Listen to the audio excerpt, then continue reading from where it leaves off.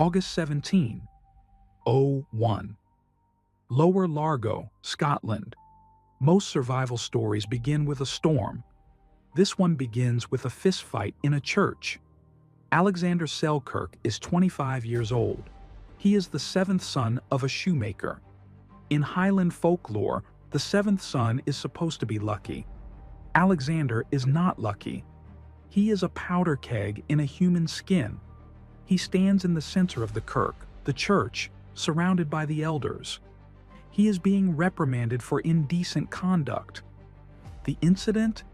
He beat his younger brother Andrew for giving him a cup of salt water as a prank. When his father tried to intervene, Alexander beat him too. When the church elders came to his house, he threatened to shoot them with a pistol. Selkirk is a man who cannot follow orders. He is intelligent, a skilled mathematician, and a brilliant navigator. But he has a temper that burns like magnesium. He stands in the church, his face bruised, his knuckles raw. The minister reads the judgment, public repentance. Selkirk looks at the congregation. He sees their judgment. He sees the smallness of their lives. He hates Lower Largo. He hates the gray sky. He hates the smell of tanned leather in his father's shop. He wants the sea. He has been to sea before, on the ill-fated Darien scheme to Panama. He saw men rot from fever. He saw the jungle eat an empire. It should have scared him. Instead, it addicted him. He craves the horizon because the horizon is the only place where no one tells him what to do. He accepts the rebuke. He pays his fine. But that night, he packs his sea chest. He takes his navigational instruments, his quadrant, his compass, his charts. These are his true religion. He leaves Scotland without a backward glance. He is running away, not from the law, but from himself. He is looking for a war, and in 1703, the world is happy to give him one. Spring 1703, Kinsale, Ireland. The harbor is full of masts. The War of the Spanish Succession is raging. England and Holland are fighting France and Spain. For a sailor, war means one thing: privateering. It is important to understand the difference between a pirate and a privateer. A pirate is a criminal who steals from everyone and hangs from a rope. A privateer is a patriot who steals from the enemy and gets a knighthood. They carry a letter of marque from the Queen. It is a license to steal. Selkirk walks the docks. He is looking for a ship. He hears a name being whispered in the taverns: William Dampier. Dampier is a legend. He is the greatest explorer of his age. He has circumnavigated the globe. He has written books on winds and tides that are used by the Royal Navy. But Dampier has a flaw. He is a genius on paper, but a disaster on a wooden deck. He is indecisive, paranoid, and a terrible judge of character. Dampier is organizing an expedition to the South Seas, to the Pacific. The goal? The Manila Galleon, the floating treasure chest of the Spanish Empire. One ship carrying millions in gold and silk. Selkirk signs up. His skills are undeniable. He is appointed sailing master of the Cinque Ports. The sailing master is not the captain. The captain gives the orders. The sailing master knows where the ship is. It is a position of power, but also of subordination, and that is the problem. Selkirk looks at the ship, the Cinque Ports. She is a galley, a hybrid ship with 3 masts and oars for calm water. She is fast, heavily armed with 16 guns, but she is crowded. 90 men packed into a hull designed for 60. Selkirk runs his hand along the rail. He checks the rigging. He smells the wood. He senses something wrong. The timber is old. The caulking is dry. But the promise of gold blinds him. He signs the articles. No prey, no pay. If they capture the galleon, he will be a rich man. If they don't, he will work for free. He doesn't know it yet, but he has just signed his own exile warrant. The expedition consists of 2 ships, the St. George, commanded by Dampier himself, and the Cinque Ports, commanded by Captain Charles Pickering. Pickering is a solid man, a veteran. Selkirk respects him. But Pickering has a lieutenant, a young upper-class Englishman named Thomas Stradling. Stradling is everything Selkirk is not. He is wealthy, he is polished, he is arrogant, and he is incompetent. Selkirk is a rough Scot who earned his rank through sweat and mathematics. Stradling bought his rank with family money. From the moment they meet, the air crackles with static. "Check the stores, Mr. Selkirk," Stradling orders on the first day, flicking a speck of dust from his coat. "I checked them an hour ago," Selkirk growls. "We are short on water casks." "Then check them again," Stradling sneers. "And mind your tone." Selkirk clenches his jaw. He wants to hit him, just like he hit his brother. But this is the Navy, or close enough. Mutiny is death. So Selkirk swallows his rage. It becomes a hard, cold stone in his stomach. The ships depart in September 1703. They sail south toward the Atlantic. The voyage is a disaster from the start. Dampier, on the lead ship, changes his mind every day. First, they are going to the River Plate. Then, they are going to the Falklands. The crews are confused. The food is rotting. The beer turns sour in the casks. Scurvy appears. Scurvy is the horror of the age. It is not just a vitamin deficiency. It is a disintegration of the body. Old wounds open up. Gums turn black. Men become terrified of loud noises. On the Cinque Ports, Captain Pickering falls ill. It starts with a fever, then the coughing. Selkirk watches the captain fade. He knows what this means. If Pickering dies, Stradling takes command. Selkirk prays for the captain's life, not out of love, but out of self-preservation. He navigates by the stars, but he watches the captain's door like a hawk. November 17, 03. The coast of Brazil. The heat is oppressive. The Cinque Ports rolls in the Atlantic swell. Captain Charles Pickering dies. They sew him into his hammock with a cannonball at his feet. They slide him into the sea. Thomas Stradling puts on the captain's hat. He stands on the quarterdeck. He looks at the crew. He sees the doubt in their eyes. He sees the contempt in Selkirk's face. Stradling decides to assert his authority through cruelty. The atmosphere on the ship changes overnight. It goes from a professional vessel to a prison. Stradling orders floggings for minor infractions. He cuts rations. Selkirk, as sailing master, tries to intervene. "The men are weak, Captain," Selkirk argues. "They need fresh meat. We are near the coast. Let us stop and hunt." "We stop when I say we stop," Stradling snaps. "You navigate, Mr. Selkirk. I command." Selkirk looks at the charts. He sees the ship is drifting off course. Stradling's orders are erratic. Selkirk begins to voice his concerns to the crew. "The lad doesn't know a boom from a gaff," Selkirk mutters in the mess deck. "He'll kill us all. This is dangerous. It is bordering on mutiny." But Selkirk cannot help himself. He is a perfectionist. He cannot stand to see a ship run badly. He begins to have dreams. In the dreams, the ship is breaking apart. The planks are springing loose. The ocean is rushing in. He wakes up sweating. He goes down to the hold. He presses his ear against the hull. He listens to the water rushing past the wood. He hears something. Creak. Groan. The Cinque Ports is not just old. She is rotten. The worm, the Teredo navalis, is eating the hull. Selkirk takes a knife. He stabs a beam. The knife goes in like it is butter. He pulls it out. The wood is mush. He realizes with a cold certainty, this ship will not make it back to England. January 1704, Cape Horn. They have to round the tip of South America to get to the Pacific. Cape Horn is the graveyard of sailors. The waves are 60 feet high. The wind screams like a banshee. The Cinque Ports and the St. George are tossed like corks. For weeks, they battle the storms. The men are freezing. Their clothes are frozen stiff. They have no winter gear. Selkirk stands at the helm. He is in his element. While Stradling is vomiting in his cabin, Selkirk is lashed to the wheel. He reads the waves. He feels the rhythm of the ocean. He saves the ship a dozen times a day. "Ease her," he screams. "Hard a starboard."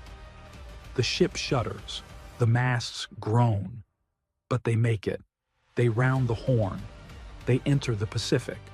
The sun comes out. The water turns blue.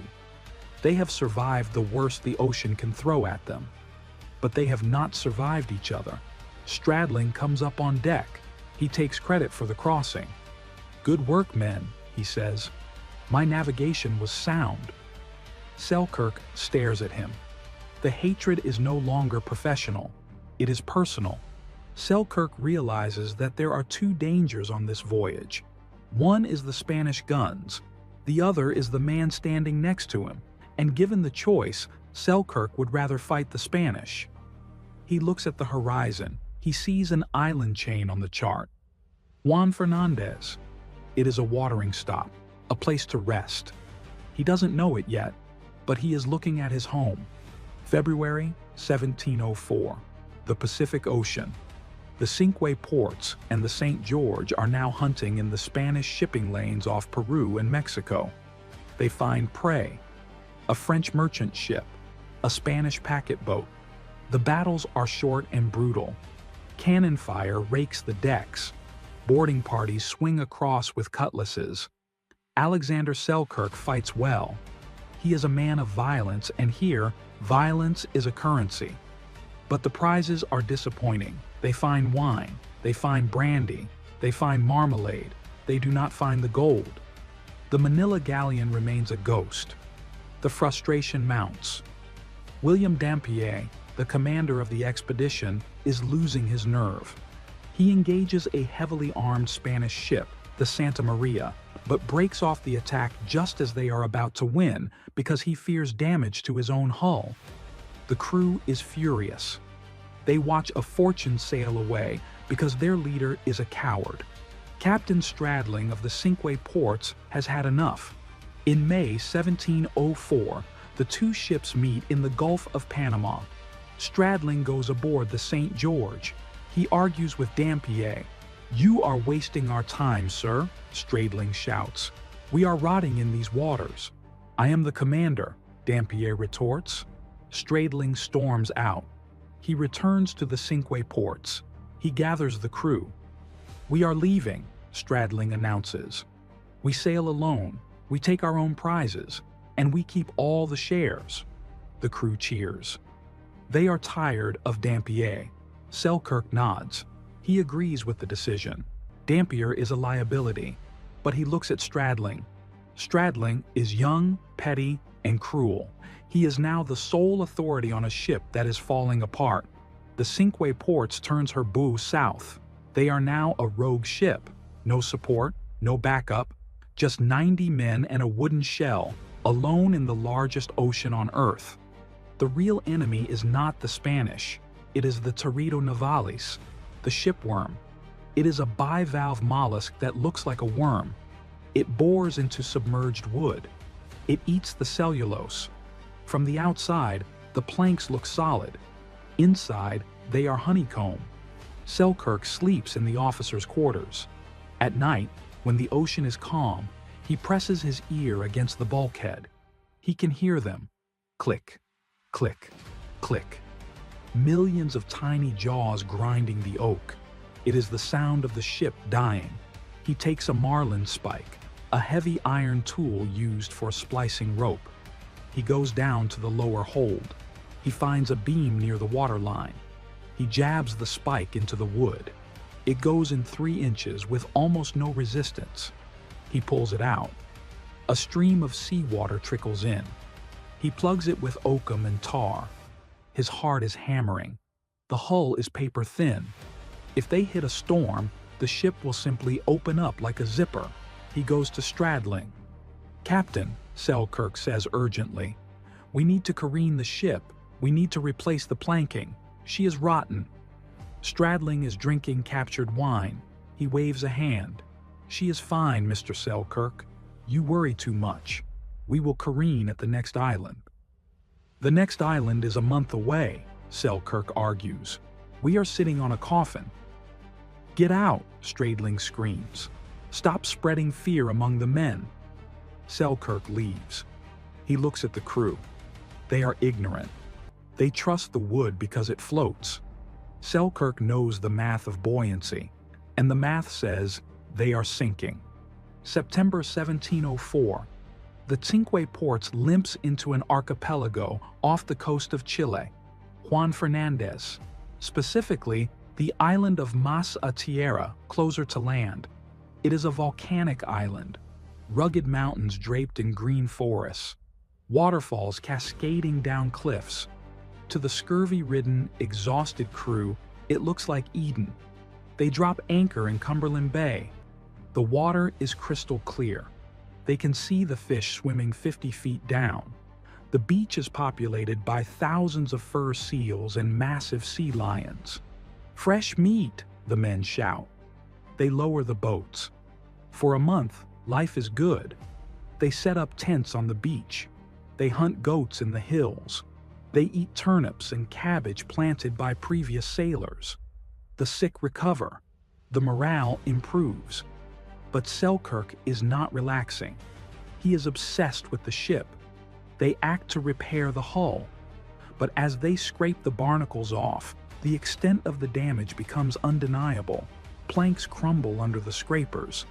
Selkirk finds a section where the worm damage is so bad he can push his thumb through the hull. He gathers the men. "Look at this," Selkirk yells, holding up a piece of rotten timber. "This is what stands between you and the bottom. We cannot sail in this." The men are uneasy. They look at Stradling. Stradling is furious. He sees this as a challenge to his command. "Mr. Selkirk is a coward," Stradling announces. "He wants to stay on the beach and eat goats. I say we sail. I say we take the galleon." The lure of gold is strong. The fear of the captain is stronger. The men side with Stradling.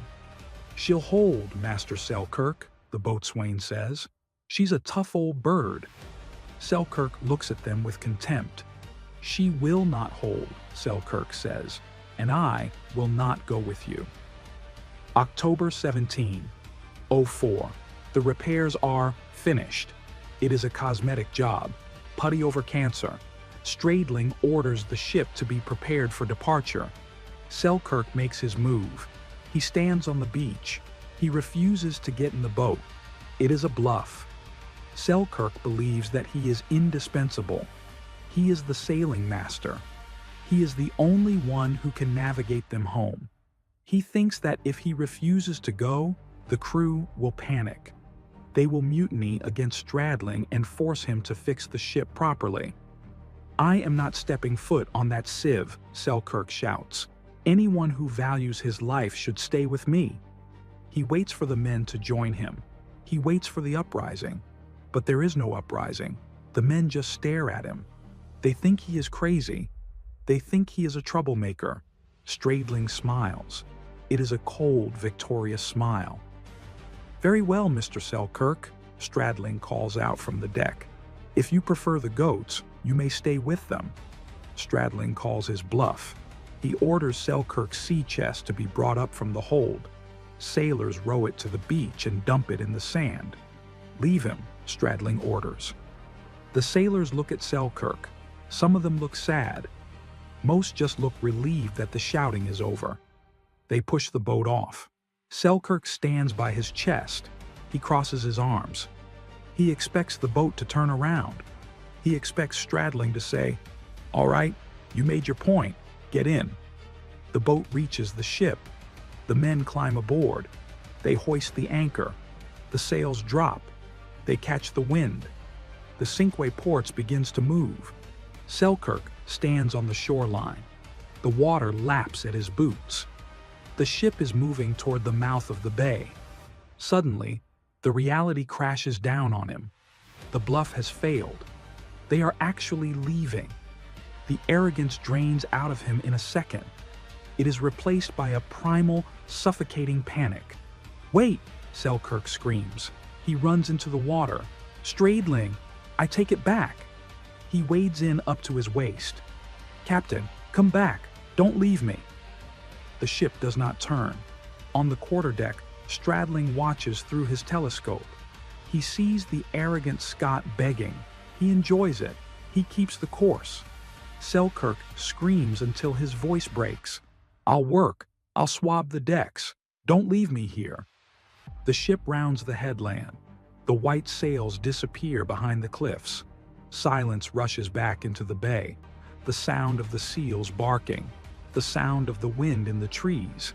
Selkirk stands in the cold water for an hour, staring at the empty horizon. He is 28 years old. He is alone. Truly, completely, terrifically alone. He drags himself out of the water. He collapses on the sand next to his chest. He opens it. He takes inventory of his life. Clothes. A scarlet coat, breeches, linen shirts, bedding. A mattress and a blanket. Weapons.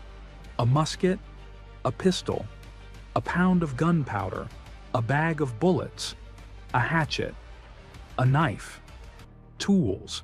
His mathematical instruments, his compass, books, a Bible, a book of navigation.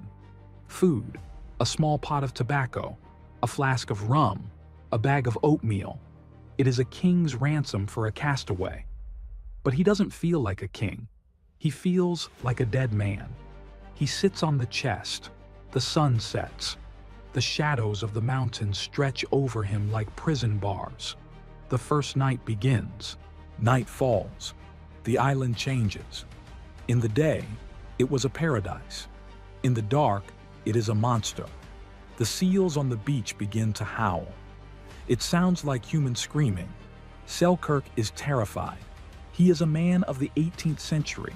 He believes in God, but he also believes in demons, ghosts, and sea monsters. He hears rustling in the trees. Rats. Thousands of rats. They are the descendants of rats that escape from other ships. They smell him. They come out of the jungle. They crawl over his legs. They try to chew his boots. Selkirk fires his pistol. Bang. The flash illuminates the beach for a second. He sees hundreds of eyes. He climbs on top of his chest. He wraps himself in his coat. He swings his hatchet at the dark. He cries. He cries for his mother in Scotland. He cries for the brother he beat up. He cries for the ship he hated. He realizes that he is the only human being in 1,000 miles. If he dies here, no one will bury him. If he screams, no one will hear. The silence of the universe presses down on him. He drinks the rum, all of it. He passes out, clutching the Bible he hasn't read in years. A month later, Selkirk is still on the beach. He is miserable. He eats only when he is starving.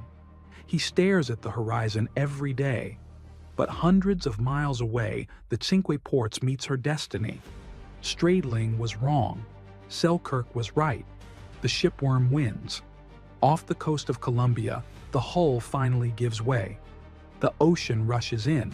The pumps fail. The ship sinks. Straddling and a few men manage to survive on a raft.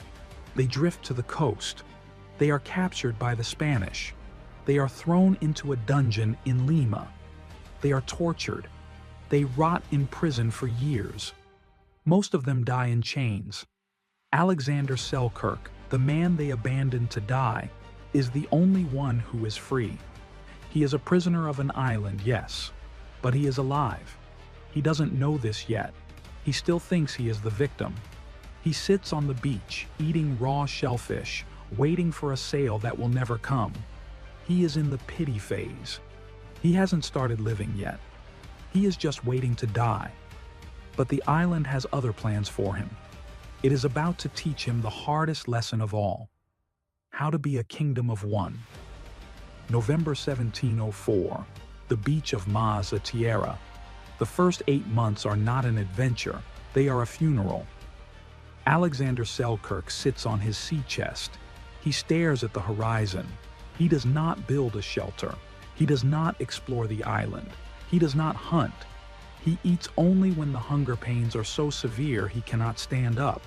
He eats raw shellfish from the rocks, chewing mechanically, tasting nothing.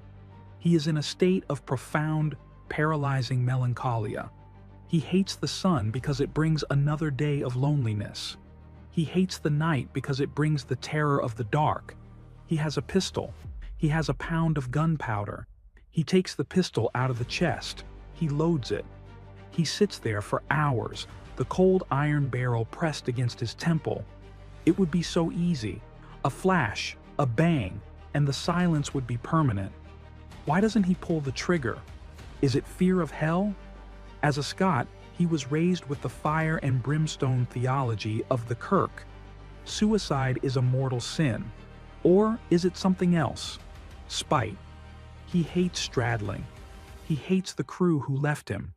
If he kills himself, they win. They were right to leave the mad Scotsman. If he lives, he proves them wrong. So he lowers the gun, but he doesn't unload it. He screams at the ocean. "I am still here." His voice cracks. It sounds thin and weak against the roar of the surf. He realizes he hasn't spoken in weeks. He is forgetting the sound of his own language. He opens his Bible. He reads aloud, not for comfort, but to keep his vocal cords from atrophy. In the beginning, God created the heaven and the earth. He reads until his throat bleeds. December 1704. Summer in the southern hemisphere. The beach becomes a war zone. It is breeding season for the seals.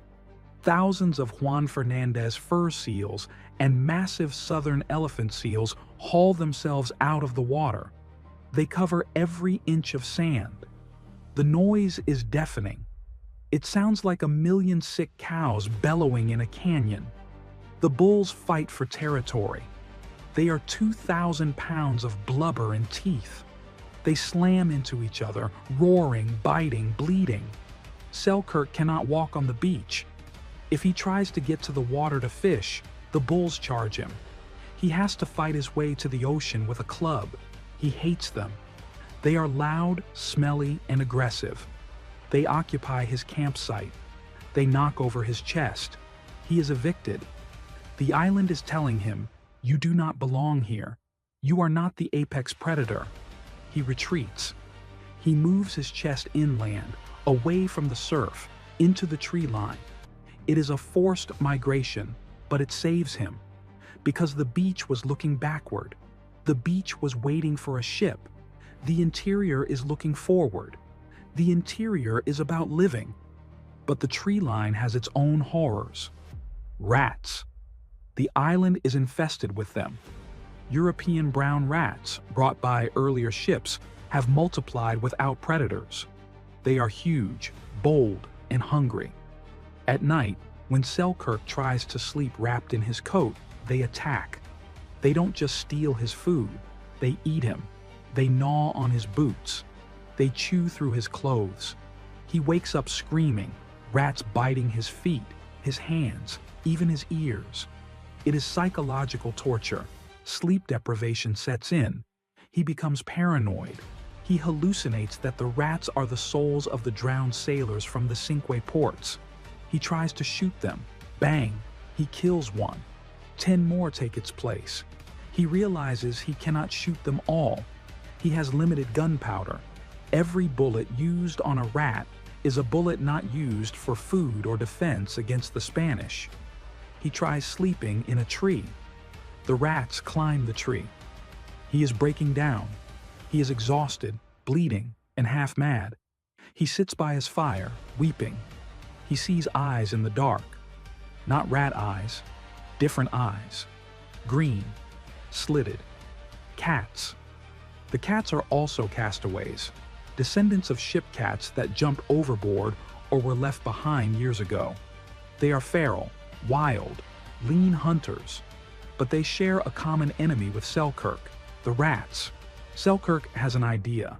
He shoots a goat, he cooks the meat, he cuts small pieces and throws them into the dark. "Here, puss," he whispers, "come and get it." The cats are suspicious.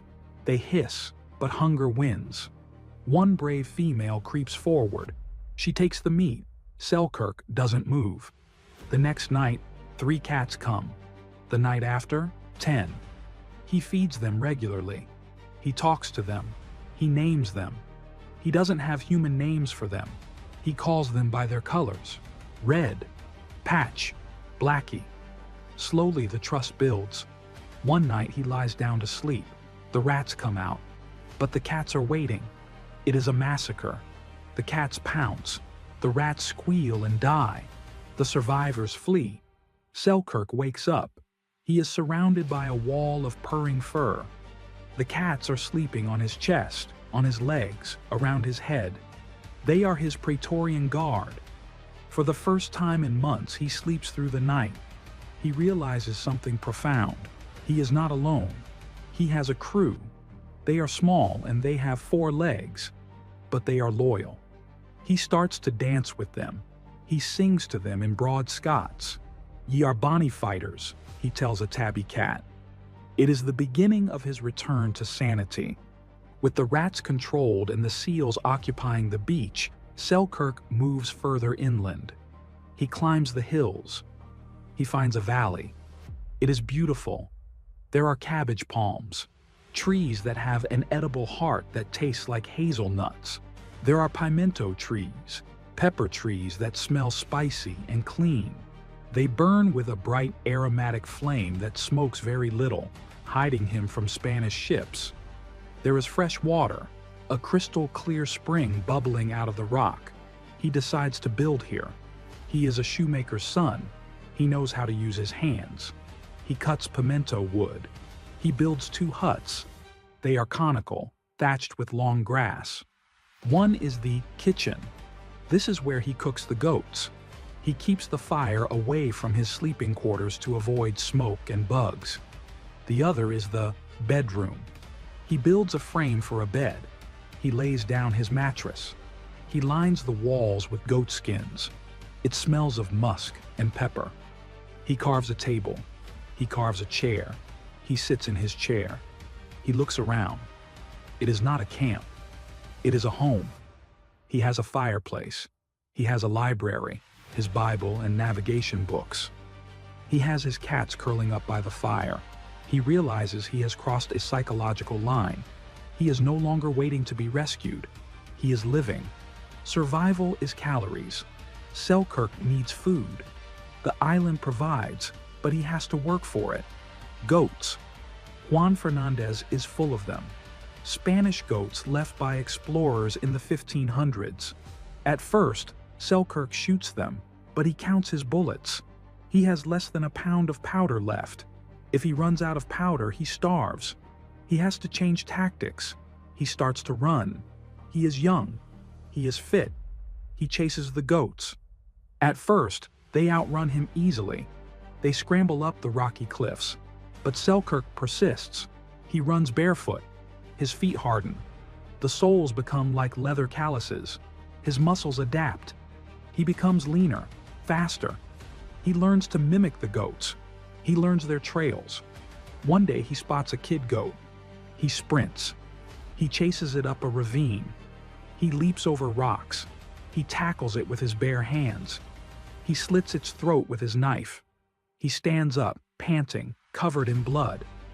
He realizes he doesn't need the gun. He is the weapon. Crawfish. The shoreline is teeming with spiny lobsters. They are massive, some weighing 5 or 6 pounds. He boils them in seawater. Vegetables. He finds wild turnips. He finds wild plums. But there is one thing missing. Salt. He has no salt. At first, the meat tastes bland and sickening. He feels weak, but slowly, his palate changes. He discovers the natural salts in the meat and the blood. He realizes that salt was an addiction of civilization. He is detoxing from the 18th century. The body is fed, but the mind is starving.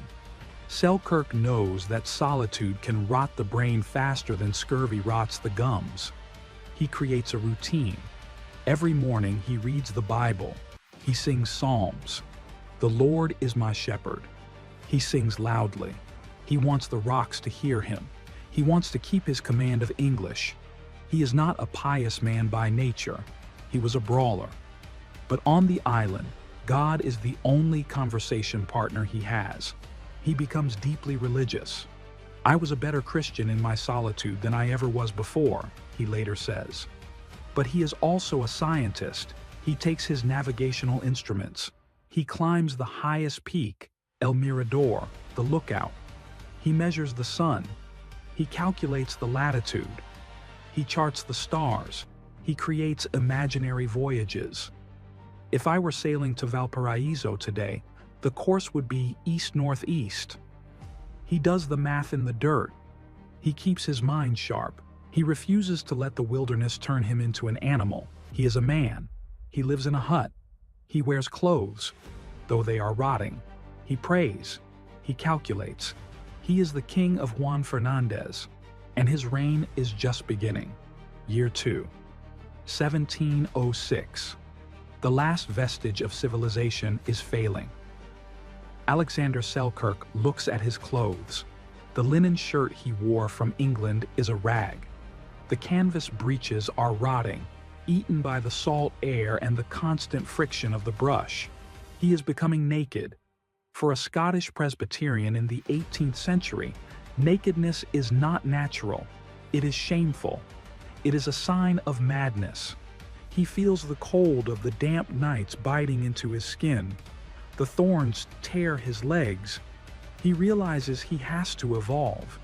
He is a shoemaker's son. He grew up in a tannery. He knows the smell of curing leather. He looks at the goats he has killed. He takes the skins. He stretches them out in the sun, pinning them with heavy stones. He scrapes the fat off with his knife. He doesn't have tannin or chemicals. He uses his own urine. It is an old tanner's trick. The ammonia helps cure the hide. He cuts the dried skins into shapes, but he has no needle. He finds a nail in the wood of his sea chest. He sharpens it on a rock until it is a crude awl. He has no thread. He cuts thin strips of goat hide, thongs, to stitch the pieces together. He sits by his fire, sewing. He makes a cap. He makes a jacket. He makes breeches that stop at the knee. He puts them on. They are stiff. They smell of musk and wild animal. They are heavy, but they are armor. He looks at his reflection in the spring. The sailor is gone.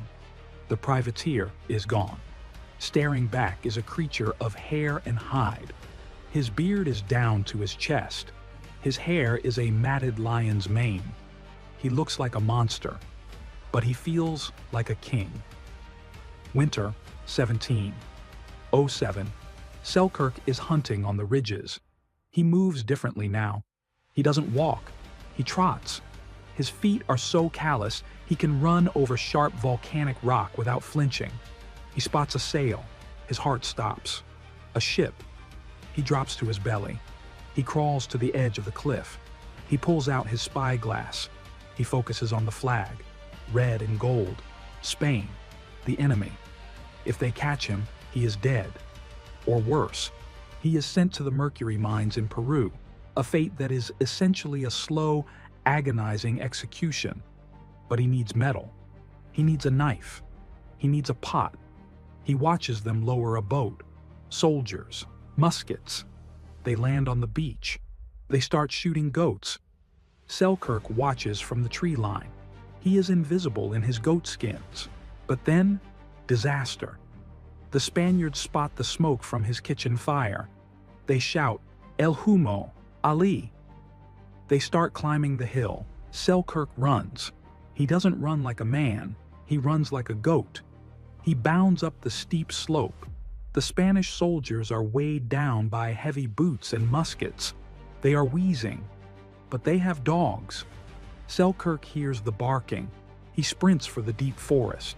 He finds a massive cabbage tree with thick foliage. He climbs it. He goes up 30 feet, hiding in the canopy. He holds his breath. The soldiers arrive at the base of the tree. They are arguing. He went this way. No, he went up the ridge. They stop right under his tree. Selkirk looks down through the leaves. He can see the tops of their hats. He can smell their tobacco smoke. One soldier unbuttons his breeches and urinates on the trunk of the tree. Selkirk is trembling. If he sneezes, if he drops a piece of bark, it is over. He has his pistol, but it is useless against 10 men. The soldiers wait. They look around. They shoot at a goat nearby.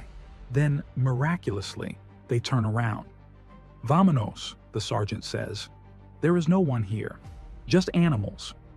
They leave. Selkirk stays in the tree for hours. He watches their ship sail away. He climbs down.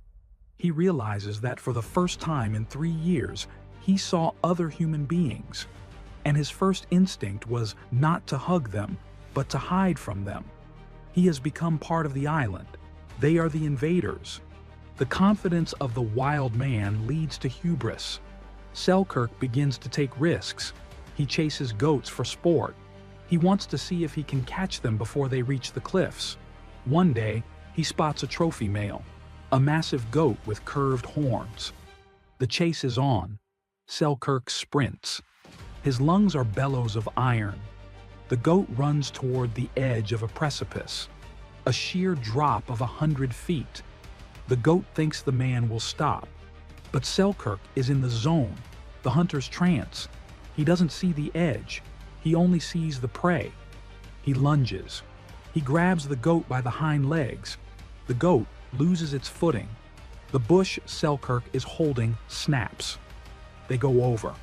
Man and beast, locked in a struggle, falling through the air. They tumble down the cliff face. They hit branches. They hit rocks. Crack. Thud. They land at the bottom of the ravine. Silence returns to the valley. The sun sets. The stars come out. Selkirk does not move.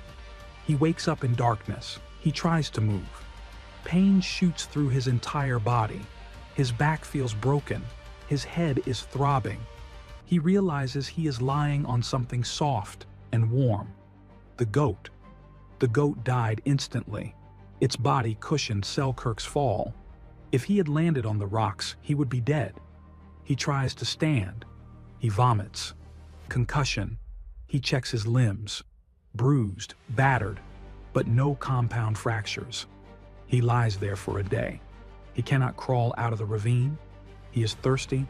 He starts to hallucinate again. He sees his mother. He sees Stradling laughing at him.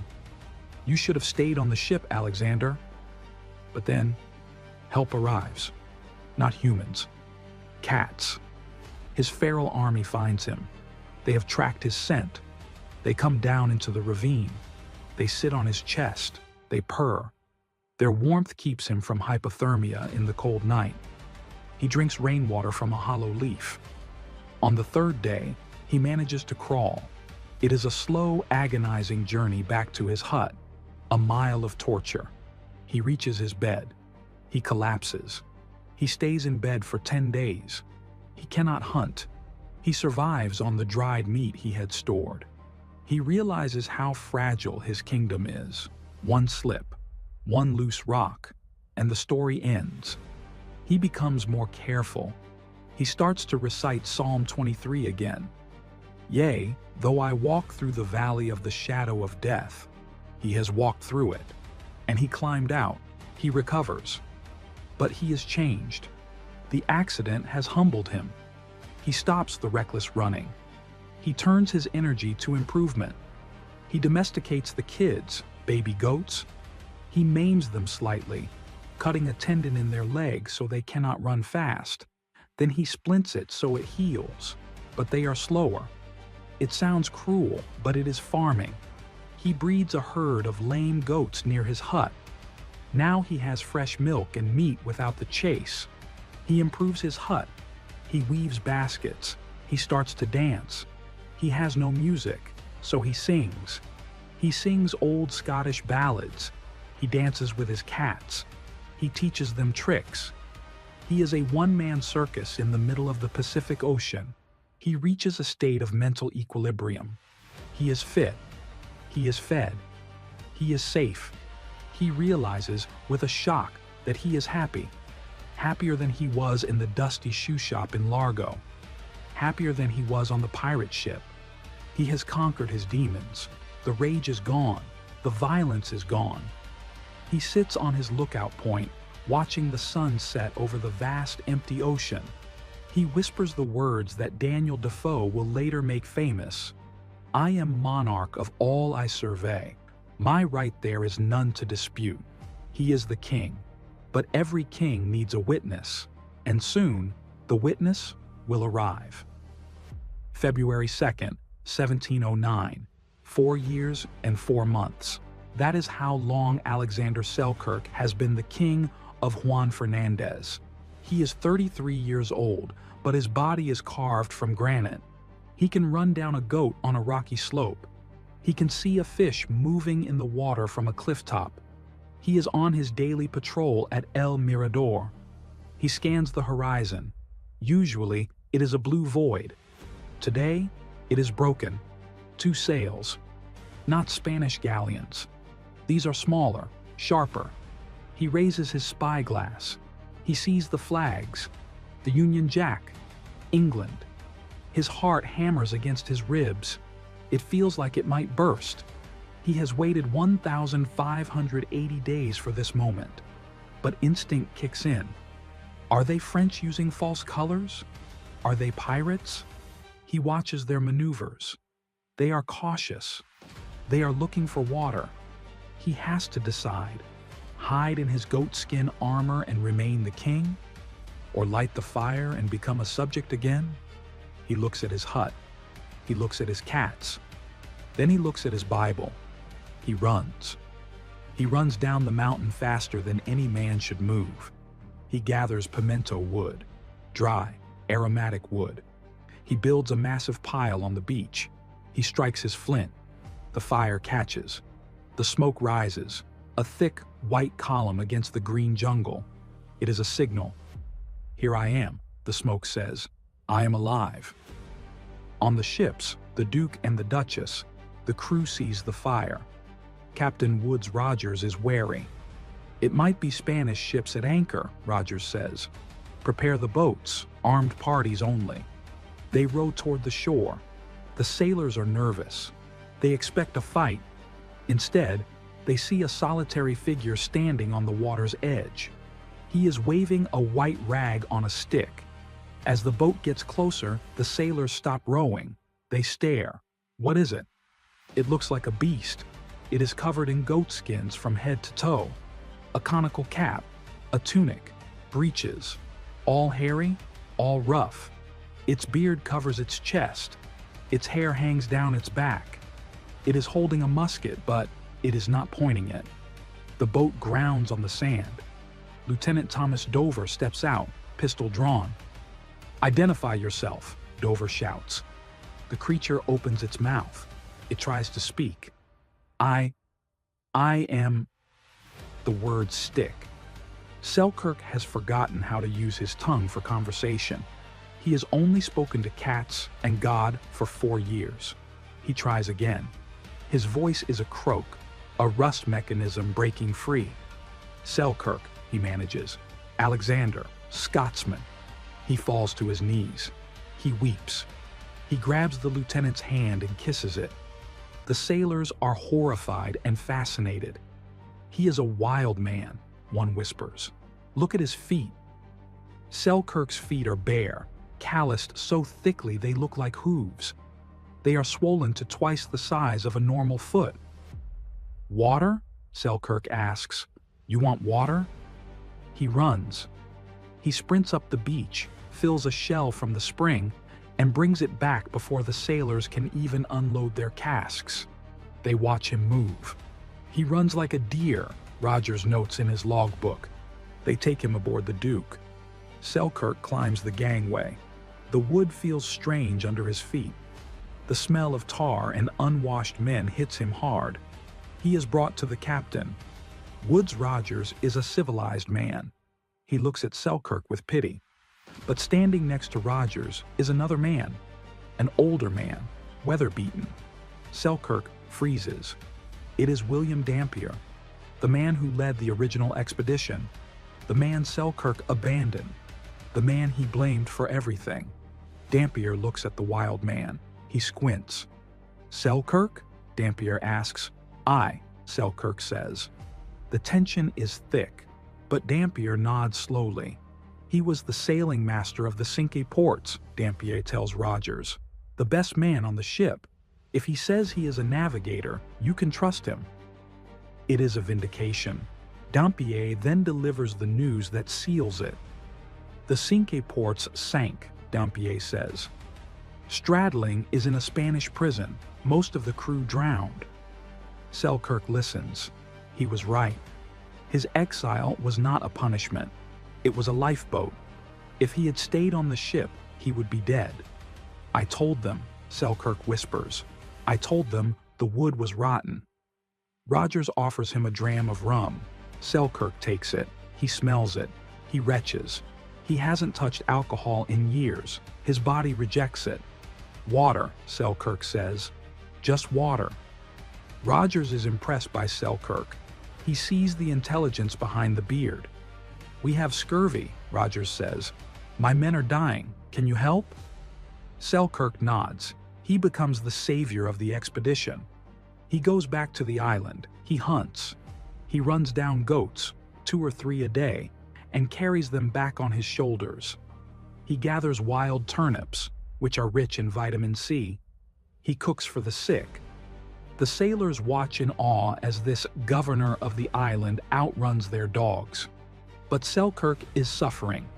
Rogers insists he dress like a civilized man. They give him shoes. Selkirk tries to put them on. His feet are too wide. His toes are splayed from gripping the rocks. He forces them on. It is agony. He walks like a cripple. "My feet are in prison," he complains. They give him ship's biscuit and salted beef. He eats it. It tastes like poison.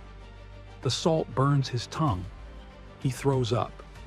He realizes that civilization is painful. It is tight clothes, bad food, and rules. He sleeps on a hammock. He hates it. It swings too much. He misses his solid bed of goat skins. He misses the cats purring on his chest.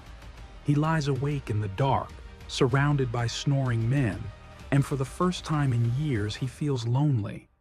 Despite the culture shock, Selkirk is a professional. Rogers appoints him second mate of the Duke. Later, he is given command of a captured prize ship, the Increase. He is back in the hierarchy. He shaves his beard. He cuts his hair. He looks like a man again. A very tough, very quiet man. He navigates with precision. He fights with a ferocity that scares the other sailors. When they attack the city of Guayaquil in Ecuador, Selkirk leads the boat crews. He loots the houses. He takes gold. He takes jewelry. The women of the town are terrified of him. They see something in his eyes, a wildness that the other privateers don't have. He is accumulating wealth. His share of the plunder is 800 pounds. In today's money, that is over 100,000 pounds. He is rich. He has succeeded. He has the gold. He has the rank. He has the ticket home. But he is hollow. February 12th, 1709. The Duke and Duchess are ready to leave Juan Fernandez.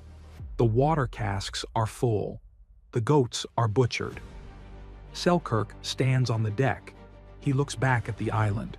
He sees the peak of El Mirador where he watched for sails.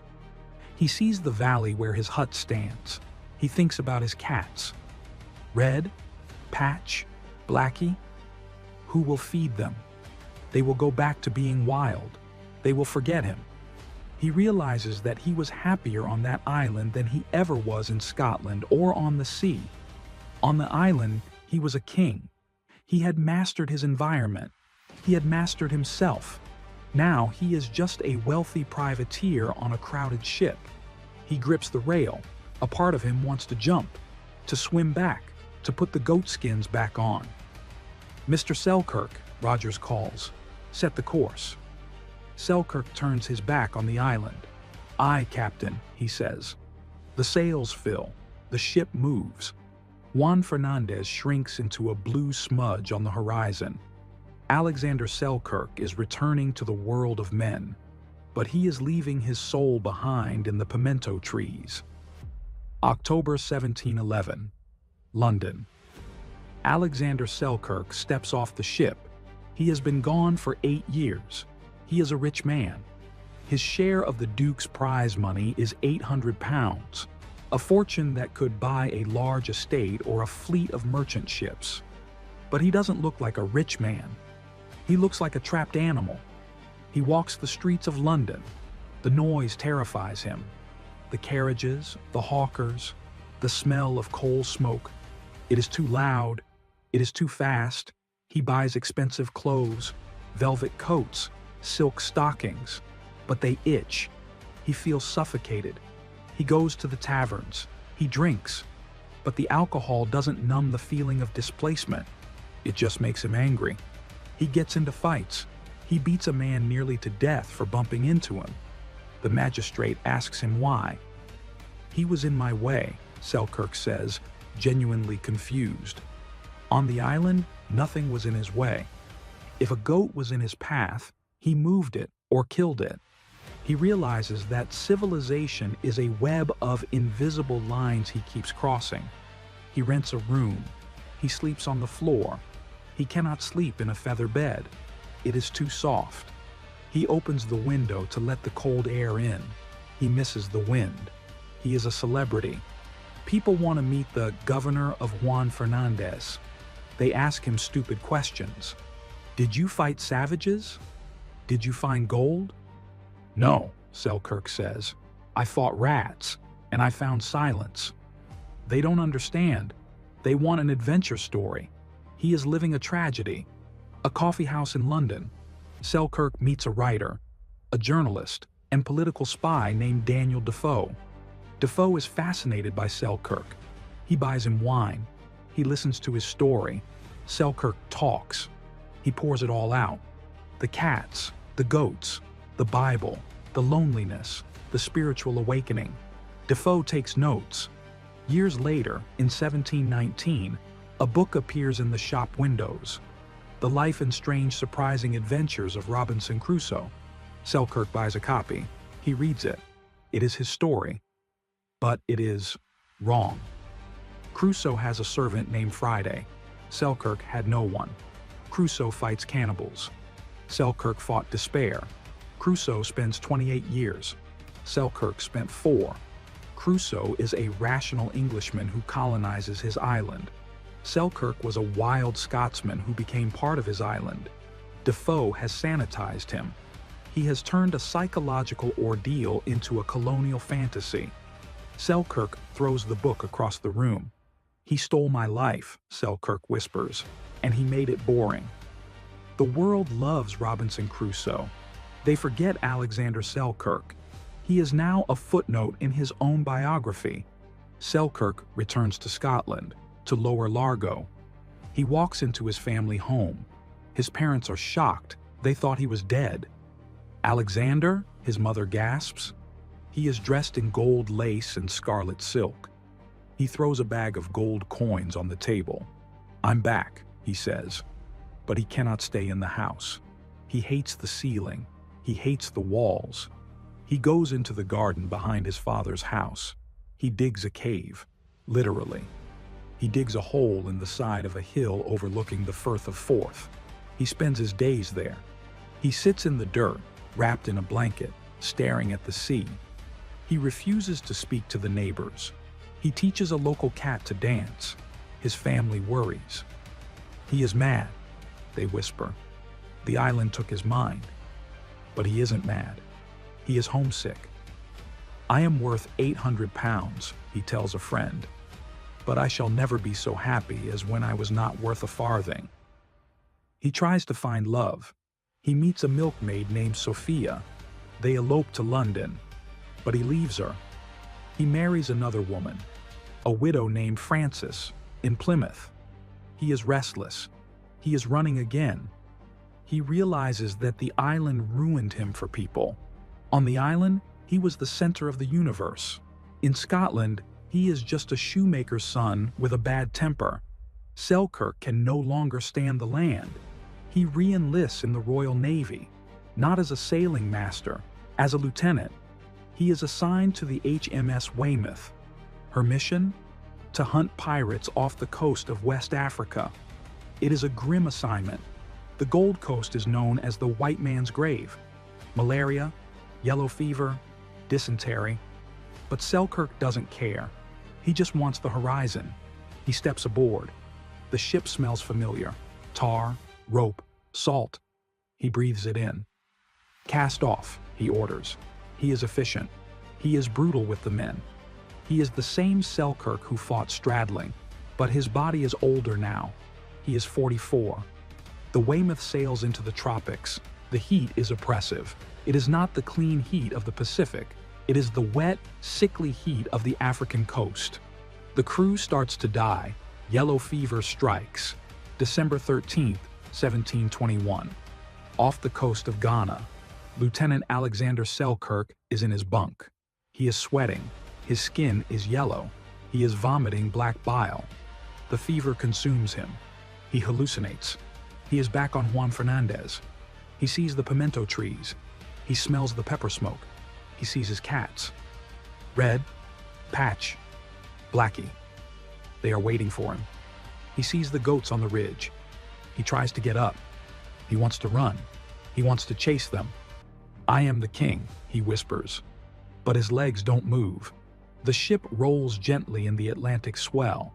The surgeon wipes his brow. "He's gone," the surgeon says. Alexander Selkirk dies. He does not die as a hero. He dies as a statistic in a naval logbook. They wrap him in his hammock. They sew a cannonball at his feet, just like Captain Pickering all those years ago. They slide him into the sea. He sinks into the dark water. He is finally back where he belongs, alone, in the silence. Alexander Selkirk spent 4 years and 4 months completely alone. In the history of survival, others have endured longer. But Selkirk's story is different. He didn't just survive. He evolved. He went into the island as a man shattered by anger and pride. He came out as something else, something purer. He conquered the rats. He conquered the hunger. He conquered the silence. But he could not conquer the noise of the world he returned to. We remember Robinson Crusoe because he tamed his island. He built fences and planted crops. But Selkirk became his island. He wore its skin. He ate its heart. And when he was dragged back to civilization, he left his soul behind on that rocky ridge in the Pacific. If you go to Juan Fernandez today, there is a plaque at the top of El Mirador. It says, "In memory of Alexander Selkirk, mariner." But the real monument is not the bronze plate. It is the wind that howls through the pimento trees. It is the wild goats that still run on the cliffs. And it is the enduring truth that sometimes the only way to find yourself is to lose everyone else.